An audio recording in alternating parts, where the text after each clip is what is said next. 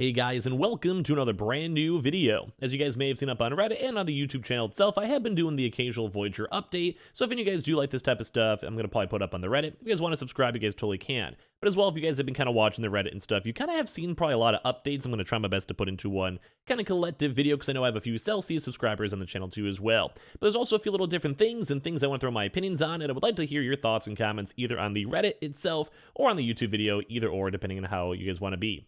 But as you guys may or may not have seen, the FTX deal has had some of the information come out on what they're expecting, what they want to give out to the actual creditors, and as well, we also have some very intriguing stuff coming out over here from the Ethos launch too, because I've been watching that pretty closely and seeing that, and as well also kind of seeing more stuff when it comes to the Wave financial, which has also been trying their best to go now publicly put out and called out the fact that Voyager didn't really align up with a lot of the interest with the company itself. So there's a lot of big drama coming out with this, mainly because I was just looking through Reddit and I made a few comments. If you guys disagree, totally okay. But when it comes to a lot of this like buyout / bankruptcy type stuff, it does kind of seem like equity is a really big debate.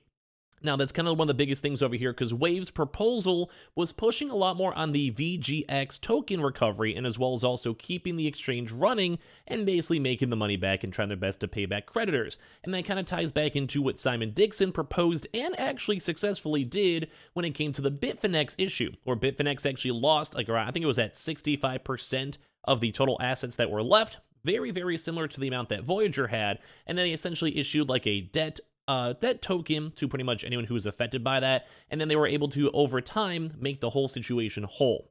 Now, I think a lot of people, especially on this Wave thing, which I'll show you guys the article in a second, wanted to push into this because they could, in theory, still make a lot of money from the exchange, because that was a positive revenue source for the company, and the big issue was the lending side, which, as you guys probably know about Three Arrows Capital, that ended up basically causing Voyager to go bankrupt. So a lot of folks are kind of skeptical on the FTX deal. They wouldn't maybe necessarily mind seeing the equity side.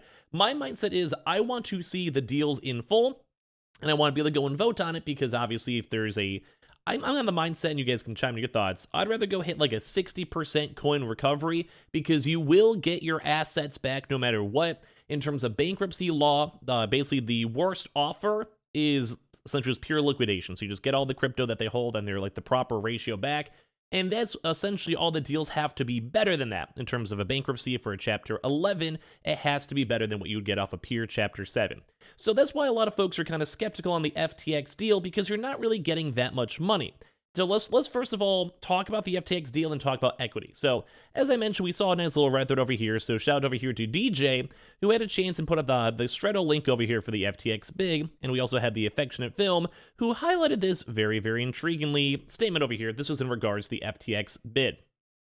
As set forth in the asset purchase agreement, the sale contemplates approximately of 1.422 billion of aggregate deal consideration, comprised primarily of the value of all Voyager cryptocurrency as of to be a determined date, which at the current market prices of September 26th is estimated to be $1.311 billion. So that's where a lot of folks are getting this $11 million deal, because with that amount of money, that's including with the lawyer fees and all the stuff they're mentioning, they're essentially buying the assets and then paying a little bit more on top with the bidding process.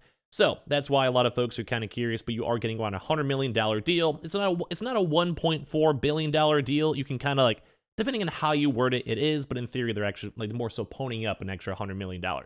So this is an additional consideration estimated as providing an approximately at least this right here, $111 million in incremental value for the debtors' estates that include a cash payment of $51 million, an earnout of up to $50 million, the value associated with a $50 credit too as well. So this is a big thing that FTX is essentially giving people a $50 credit to their account if they go and they win the buyout, and kind of a little extra promotion. Now, I've even seen crypto promotions that give you $100, $200, because obviously for financial tech, you can make some pretty good money off of people doing trades, recurring buys, fees, or even just having, pushing that forward towards, equity investors. So let's say FTX, there's like, hey, we have 1 million customers versus 2 million customers. That extra 2 million customers, even if they're not active, is very good for, equity, for stock, et cetera, et cetera. So if they kind of summed up over here, you basically get your share of crypto plus $53, and you can only withdraw that $50 if you pass the KYC too as well. keep the FTX account open for 1 month, and then execute 1 trade. That's the stipulation. So basically, this is kind of a bad deal. Mainly because you also have to literally spend money and trade and also do KYC to a brand new company. And this is also just to go get your crypto back. They were basically giving us $100 million on top of the assets. And there's also like different types of fees being pushed out to as well. I just don't think it's a good deal. Now, I can see if people want to be fully done with this deal, sure, but at the same time, like, it would only be an extra few weeks, few months, depending on all the other court systems, because a lot of the bidding in these deals are already sent on out. And this also leads into the Ethos side as well. We saw a very intriguing thing on the Ethos, which, just in terms of that, we saw some tweets and all that, like, there's a little bit of drama going on with them, but it does actually, for the good news of this, is that Ethos is actually planning to include the VGX token in the launch of Ethos. I didn't see this up on Reddit as of yet, and I've been following the Shingo guy very closely. So kind of cool to see that they actually might have a plan in regards to the VGX, because it also kind of seems like for this one, on the FTX style deal, they were kind of getting rid of the VGX token as a whole. And it also kind of seems too as well that they don't care about the shareholders, and it just kind of seems like a very sketchy deal at the end of the day. This also kind of goes in times into as well that, like, this really big Waves Financial, who was in the bidding and had some leaks kind of come out too as well, that said that they had better bids and they had the concept of it was like better, like they had a better equity run for it. And it kind of seems like folks didn't care. So the assets of the crypto brokerage firm Voyager Digital would face a drastically different fate if FTX did not win the bid, and I still think that bid's kind of bad. You're basically having to pay, like I said, pay for KYC. It's $100 million. You're getting maybe an extra $50. And as well, you're not getting any equity in the business. And I would actually love I would be cool with that if the FTX gave some equity to this buyout for the customers and creditors to make them whole, or as well also maybe include some FTX tokens, because you don't want the VGX to be fully gonzo. And as well, there's also shareholders that were affected. So it'd be kind of cool if they could get some early IPO shares from FTX, but they just said they'll give you a $50 credit, if even that. So we've seen a little bit of arguments too as well on the Ethos side, as well as also for the Wave Financial side, where basically they had intriguing bids of like a crypto solution, and they were basically glossed over because a lot of these people are saying they only cared about this cash offers, and that's how FTX won. So they did, like, I would say Wave, with having over $1 billion in assets under management and kind of pushing for the idea of like making the VGX token whole, as well as also just kind of helping out maintain the exchange and all of that. Like, it really could be a good, like, decent deal, because you're basically saving over $200 million worth of funds and then redistributing back assets to existing customers. And then I'm assuming as well, because they're saying they want to extend a revenue share program to depositors through a new exchange model driven by liquidity and community of leading layer 1 protocols who joined as investors and minority owners. So I think this actually seems like a really cool concept and really cool idea. And I kind of feel like people really should be pushing for equity a lot more, because you can actually have a chance to become more than whole.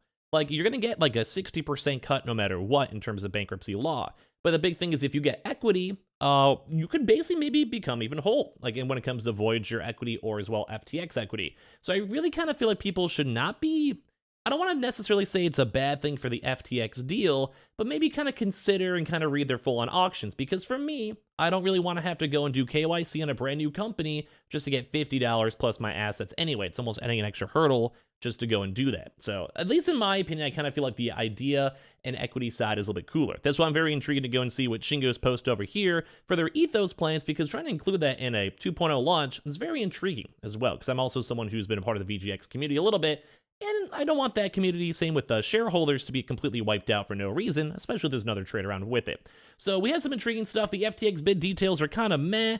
I'd be very curious to see the other bids, such as Binance too as well, and I'm very also curious on this Ethos side. So give me your thoughts and comments down below. Subscribe if you guys are new, and I'd love to hear your thoughts as well, just on all the details in the first place.